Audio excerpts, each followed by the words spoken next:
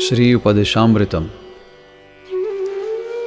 Vacho vegam manasa krodha vegam, jiva vegam udaropashta vegam, etam vegam jovishaheta dhira, sarvam apimam prittivim sashishyat.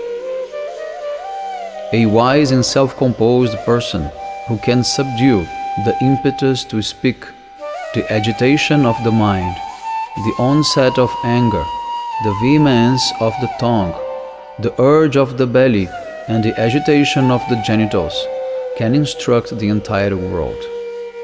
In other words, all persons may become disciples of such a self-controlled person.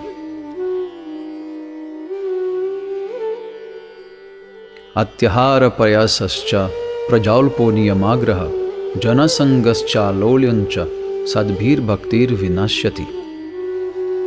Bhakti is destroyed by the following 6 kinds of faults: eating too much or collecting more than necessary, endeavors that are opposed to bhakti, useless mundane talks, failure to adopt essential regulations or fanatical adherence to regulations, association with persons who are opposed to bhakti, and greed or the restlessness of the mind to adopt worthless opinions. Utsaham nishchayat dhairyat tatat karma pravartanat sangatyagat satovrite sadbhir bhaktir prasidhyati. Progresses in bhakti may be obtained by the following 6 practices: enthusiasm to carry out the rules that enhance bhakti, firm faith in the statements of Shastra and the Guru, whose words are fully in line with Shastra, fortitude in the practice of bhakti, even in the midst of obstacles, or patience during the practice stage of bhakti, even when there is a delay in attaining one's desired goal. Following the limbs of bhakti, such as hearing and chanting, and giving up one's material sense enjoyment for the pleasure of Shri Krishna, giving up illicit connection with women, the association of those who are overly attached to women, and the association of Mayavadis, atheists, and pseudo-religionists, and adopting the good behavior and character of pure devotees. Dadati pratigrihinati guhyam akyati prichati bhunkte bojayate chaiva sadvidham priti lakshanam. Offering pure devotees items in accordance with their requirements, accepting prasadi or remnant items given by pure devotees, revealing to devotees one's confidential realizations concerning bhajan, inquiring from them about their confidential realizations, eating with great love the prasadam remnants given by devotees, and lovingly feeding them prasadam. These are the 6 symptoms of loving association with devotees.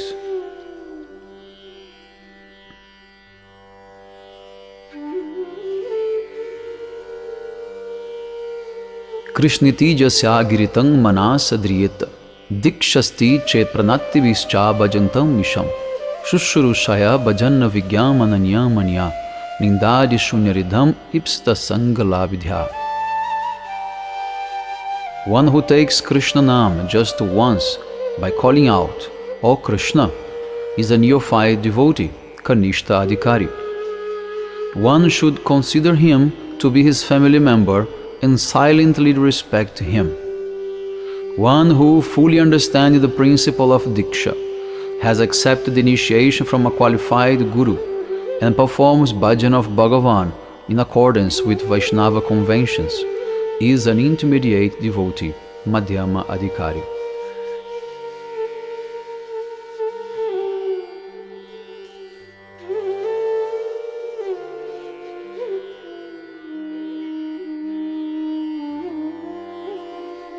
One should respect such a devotee who is endowed with the correct understanding of reality and illusion by offering pranamam to him, and so forth.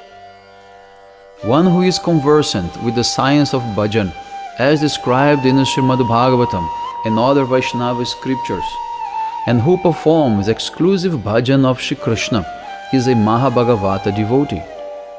Due to his undeviating absorption in Krishna, the pure heart of such a devotee is free from faults, such as the tendency to criticize others. He is expert in bhajan, meaning that he mentally renders service to Sri Radha Krishna's pastimes that take place during the 8 segments of the day, Ashtakaliya Lila. Knowing him to be a topmost devotee, whose heart is established in the particular mood of service to Sri Radha Krishna, for which one aspires, and who is also affectionately disposed towards oneself, one should honor him by offering Dandavat Pranam, making relevant inquiry, and rendering service with great love.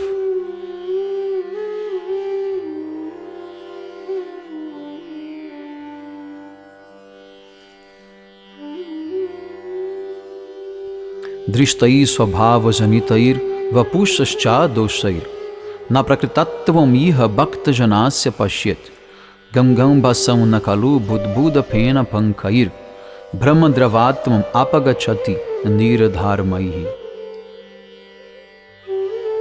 Devotees situated in this material world should not be viewed with material vision.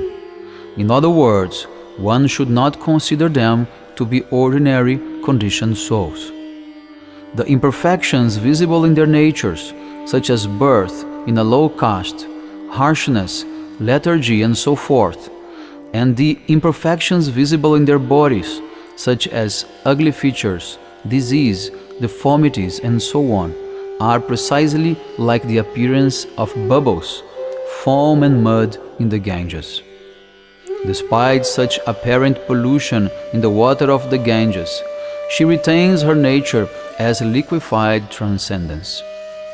Similarly, the self-realized Vaishnavas always exist on the transcendental plane, and one should not attribute material defects to them.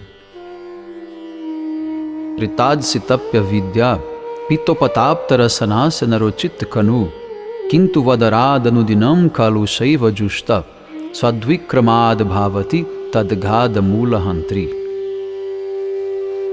Those whose tongues are afflicted by the jaundice of avidya, or in other words, those who are afflicted by the ignorance born of being different to Shri Krishna from a time without beginning, cannot relish the nectarian names, form, qualities and pastimes of Shri Krishna, which are compared to the sweetest sugar candy.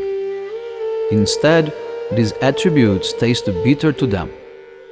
But if with great faith one regularly takes this sugar candy of chanting and hearing the transcendental names, form, qualities and pastimes of Shri Krishna, it gradually becomes relishable to him and destroys at the root his disease, the jaundice of avidya, or indifference to Shri Krishna. In other words, he becomes spontaneously attached to Shri Krishna. Tang nama rupa charitadi sukirtananu smrityokramena rasanama nasi niyoja tishtang braje tadanuragi jananu gami kalam nayeda kilam iti Upadeśāmṛta. While living in Braj as a follower of the eternal residents of Braj, who possesses inherent spontaneous love for Shri Krishna, one should utilize all his time by sequentially engaging the tongue and the mind in meticulous chanting and remembrance of Krishna's names, form, qualities and pastimes. This is the essence of all instructions. Vaikunta janito varamadupuri tatrapi rasotsavad brindaranya mudhara pani ramanat tatrapi govardhana Radha kundamihapi gokulapate premamrita plavanat kurya dasya virajato giritate sevam viveki nakaha. Due to Shri Krishna's having taken birth there, the abode of Mathura is superior even to Vaikunta. the realm of spiritual opulence. Superior to Mathura is the forest of Vrindavan, because there the festival of the Rasa dance took place. Superior to Vrindavana forest is Govardhana hill, because Shri Krishna raised it with his lotus hand and performed many pastimes there with his devotees. Yet superior even to Govardhana hill is Sri Radha Kunda, because it immerses one in the nectar of Shri Krishna's divine love. What intelligent person would not desire to render service to his magnificent pond, which is splendidly situated at the base of Govardhana hill?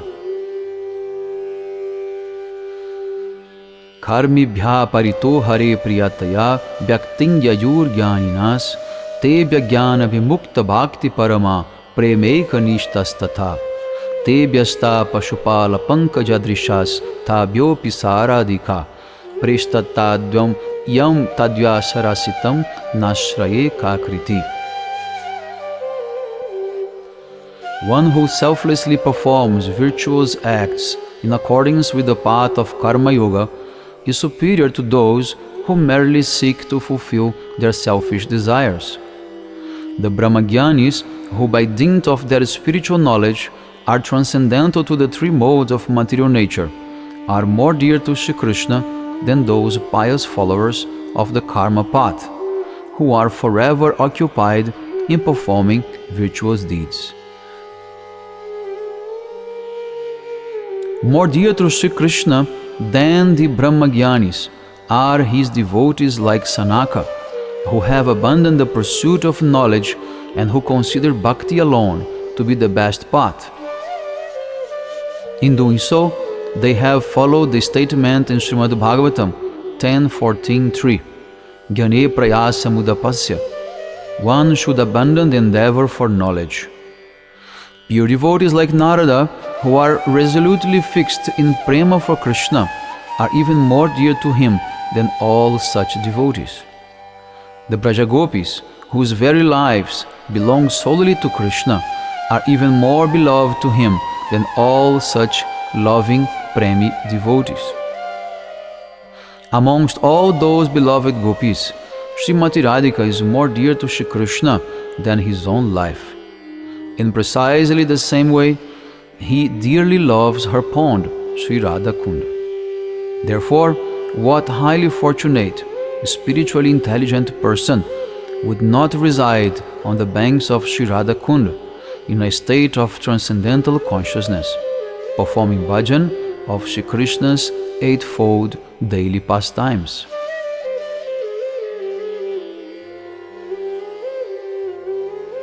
Krishna sochai pranaya vasati priyasibhyo piradha kundam chasya munibhira vitastadrigyava vyadhai yat pristairapyayalam masulabam king punar bhakti bhajam tat premedam sakridapi sara snatura viskaroti. After thorough deliberation on the matter, the sages have unanimously declared in the Padma Purana that just as amongst all the gopis, Srimati Radhika is the foremost object of Shri Krishna's great love, in precisely the same way, this pond of hers is also the topmost object of his love. Upon one who simply bathes in its waters just once with great devotion, Shri Radha Kunda bestows that rare treasure of Gopi Prema, which is so immensely difficult to attain, even for such dear devotees of Bhagavan as Narad, what to speak of ordinary sadhakas.